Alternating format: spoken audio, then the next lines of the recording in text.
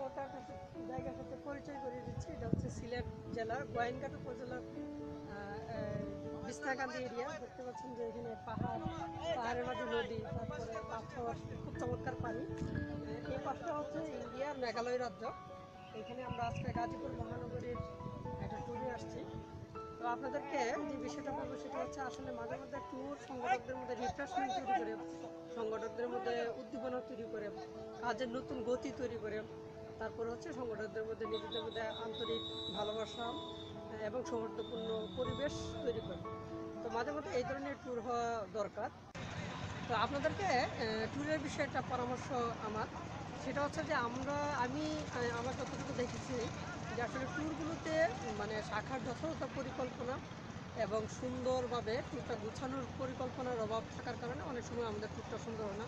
কিন্তু আসলে ট্যুর থেকে সংগঠকদেরকে যে দক্ষতা বা প্রশিক্ষণ দেওয়া দরকার ট্যুরের মাধ্যমে এই জিনিসটা হয় না। এই জন্য সবার প্রতি আমার অনুরোধ থাকবে যে একটা সুন্দর পরিকল্পনা, যাওয়া আসা, খাবার দাবার, তারপরে কোন কোন স্পটে আমরা যাব, ওই স্পটে আমরা কী কী করবো, কী কী প্রতিযোগিতা করবো, এই সমস্ত বিষয়গুলো একটা সুন্দর পরিকল্পনা করবো।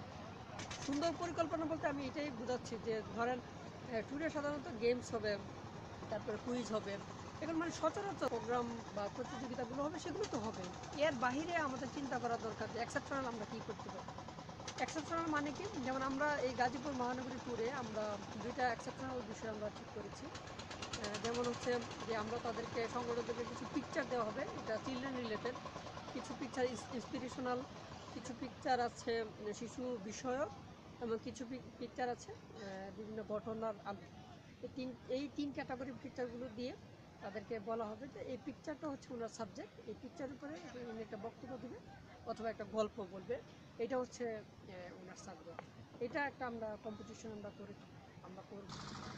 আর একটা কম্পিটিশন হচ্ছে কবিতা লেখা প্রতিযোগিতা। সাথে আমরা আরেকটা কাজ করব, সেটা হচ্ছে যে আমরা এখানে একটা আলোচনা মানে অনুষ্ঠান করবো। আলোচনা অনুষ্ঠানটা এমন যেখানে যারা ভলান্টিয়ার যারা আসছে তাদেরকে কেন্দ্রীয় আসলে যে ভাইয়ারা আসছেন অথবা শাখা পরিচালক বা কেন্দ্রীয় কমিটির সদস্য যারা আছেন তাদেরকে ওনারা কিছু প্রশ্ন করবেন। মানে হচ্ছে ওনারা হবেন অভিভাবক, আর ভলান্টিয়ার যারা ওনারা হবেন এজ লাইক টিচার বা অর্গানাইজার। তো তারা ওনাদেরকে তার বাচ্চার কী কী সমস্যা হয়, এর সমাধান কী হইতে পারে, অথবা মানে শিশু সংগঠন রিলেটেড বা শিশু রিলেটেড কিছু প্রশ্ন তাদেরকে করবেন, এর সমাধান মানে সংগঠকরা দেবে। এর মাধ্যমে আসলে সংগঠকদের চিন্তাটা কোন পর্যায়ের বা সংগঠনটা কোন লেভেলে চিন্তা করে এই জিনিসটা আপনারা বুঝতে পারেন। এই আলোচনা আমি যে কথাটা আপনাদেরকে বলতে চাই সেটা হচ্ছে অবশ্যই ট্যুরটাকে ফ্রুটফুল করার জন্য একটা সুন্দর পরিকল্পনা আপনাদের নেওয়া দরকার। তো সবাই ভালো থাকবেন, সবার জন্য শুভকামনা জানিয়ে